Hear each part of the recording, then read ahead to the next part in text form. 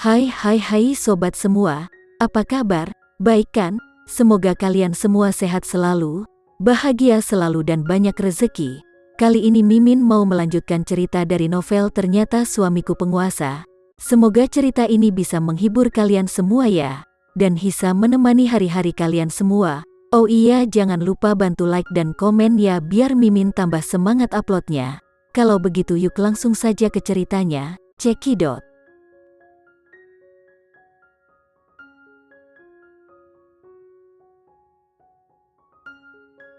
Dia tahu bahwa sebenarnya rencana ayahnya dan Andi Andrean hanya menggunakan dia sebagai alat untuk memikat Randy. Saat dia berhasil, maka dia akan menjadi pahlawan yang hebat, tidak akan ada dari mereka yang berani membantahnya, dan bahkan mereka akan mengakuinya. Tapi sekarang dia telah gagal untuk memikat Randy. Seperti yang dikatakan Andi, Randy enggan untuk melihatnya. Kegagalan itu begitu menyakitkan dan membuat dia menderita. Citra Andi meraih dagunya dan mencubitnya dengan keras. Mata yang indah, dengan sosok pengait dan tubuhmu yang dapat membuat pria tergila-gila. Kenapa orang seperti Randy tidak ingin melihatmu lagi? Oh Andi, sakit, kamu menyakitiku, Citra berkata sambil menangis. Tetapi dia tidak berani memandang Andi. Menyakitimu? Apa kau punya hak untuk mengatakan itu menyakitkan? Andi menjambak rambut Citra dan menariknya ke atas. Kamu harus berhasil mendapatkannya. Aku tidak peduli dengan cara apa yang akan kamu lakukan. Kamu harus membuat Luan Sandiga membatalkan rencananya untuk membuang kerjasama seluruh grup Andrean. Oh Andi, lepaskan aku dulu. Citra yang kurus dan lemah. Andi mengangkatnya seperti anjing. Dasar wanita tidak berguna. Setelah kamu tidak menyelesaikan tugasmu, kamu masih memiliki berani untuk kemabli. Andi benar-benar jahat. Dia menarik rambut putri dengan satu tangan dan menamparnya dengan keras dengan satu lainnya. Andi, apa kamu sudah gila? Kenapa kamu memukuliku seperti ini? Apa sebenarnya Andi tidak mencintainya sama sekali? Dia tidak menganggapnya sebagai hal penting dalam hal apapun. Setidaknya dia tidak melakukan apapun padanya. Andi Andrean sudah tidak waras. Jika kamu berani menyebutku edan, kalau begitu aku akan menunjukkannya padamu. Andi mengangkat kakinya dan menendangnya dengan keras. Andi Andrean menendangnya, dan Citra merasa pusing. Setelah beberapa saat, dia pulih.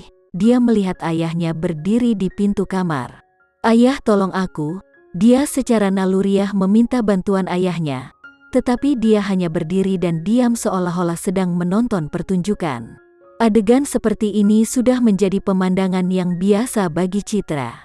Ibunya telah digrepek dan digenjot secara brutal oleh ayah sendiri selama bertahun-tahun, dan dia selalu berdiri di pintu dan memandang menontonnya tanpa ekspresi, seperti menonton pertunjukan seni bergaya di film-film adem panas, dan dia juga tidak pernah berpikir untuk menolong ibunya sama sekali.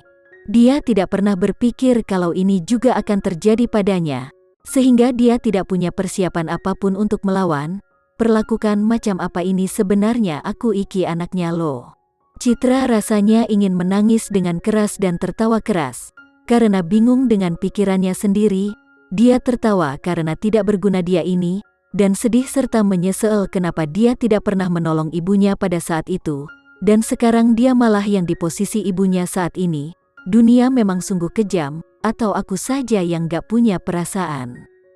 Jika dia telah melakukan sesuatu pada saat itu, bukankah dia pantas juga menerima sesuatu yang sama? Saat ini, dia akhirnya menyadari rasa sakit yang dialami ibunya semasa dia masih hidup.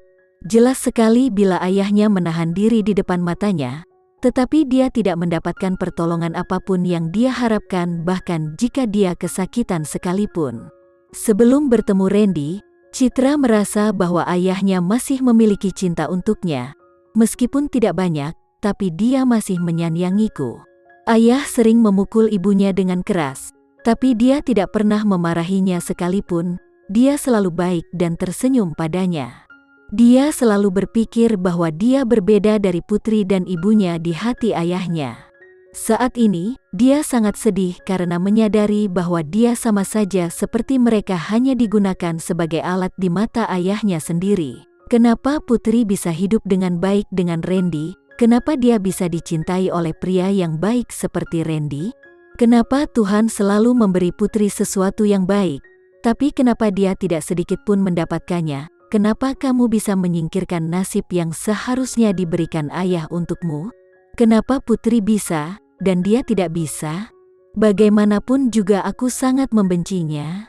Septian Bramasta berdiri di pintu, menatap Andi tanpa ekspresi yang sedang memukuli Citra. Seolah-olah orang yang dipukuli bukan putrinya, tapi orang asing yang tidak ada hubungan dengannya. Tidak ada emosi di matanya kecuali ketidakpedulian. Mungkin bukan ketidakpedulian, tapi hanya uang dan kekuasaan yang ada di matanya. Kata cinta keluarga tidak pernah ada dalam hidupnya. Setelah berdiri sebentar, dia berbalik dan pergi. Melihat ayahnya tanpa memperdulikannya, hati Citra sangat sakit dan dia merasa putus asa sekali, seperti jatuh ke dalam lautan yang luas, sangat menyakitkan sehingga dia pikir ingin mati saja. Saat memikirkannya, Andi Andrean menamparkan dia lagi. Dia memelototinya dengan galak, dia tidak berhasil melakukan rencananya, sehingga hari ini dia sangat marah. Ini semua disebabkan olehnya Putri sialan. Andi, kenapa kamu memukulku? Kenapa kamu hanya berani dengan seorang wanita lemah sepertiku?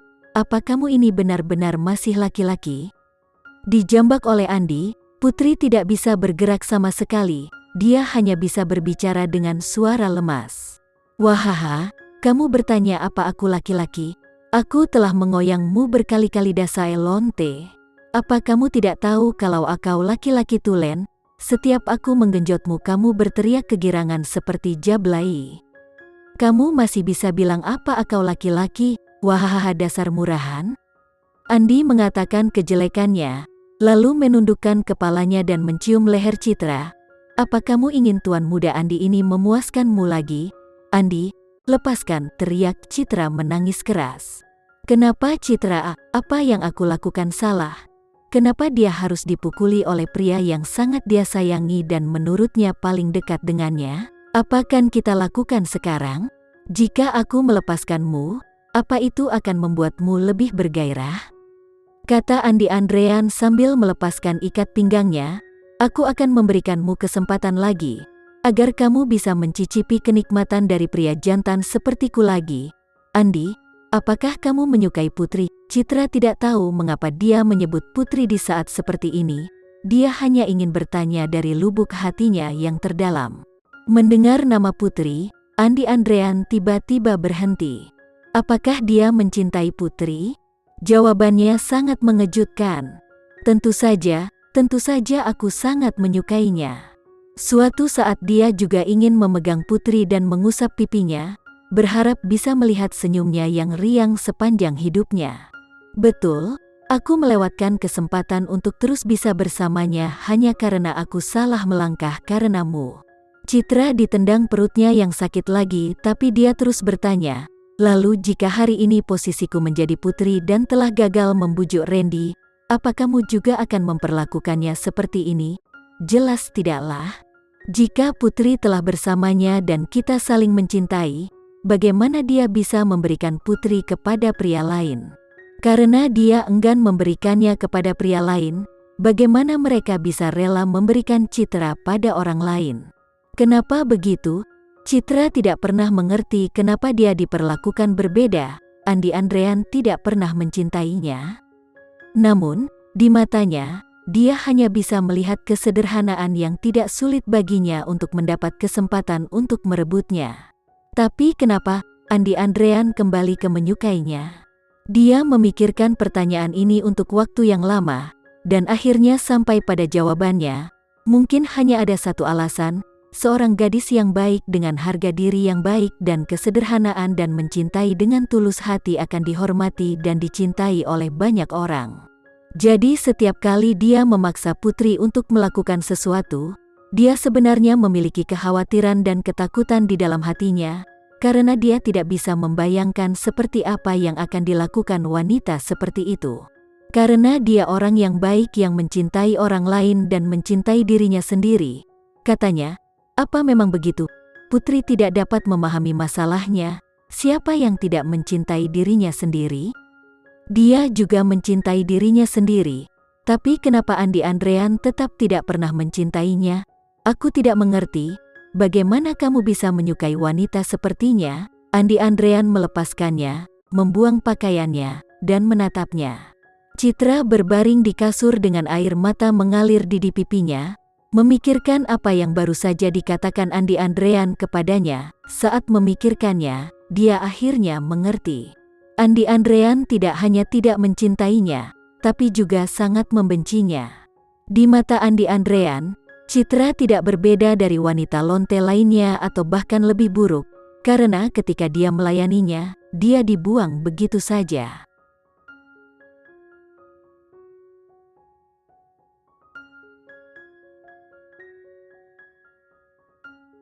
Sekian dulu ya cerita kali ini, kita lanjutkan lagi ceritanya di lain waktu. Oh iya, bagaimana menurut kalian? Semoga bisa sedikit menghibur kalian semua. Jangan lupa like, share dan komen ya. Untuk teman-teman yang baru nonton, jangan lupa subscribe-nya. Hehehe, kalau ada teman-teman yang ingin gabung langganan bisa langsung gabung saja untuk dapat fitur yang menarik dan sedikit membantu Mimin. Terima kasih sudah menonton, sampai jumpa lagi. Bye bye bye.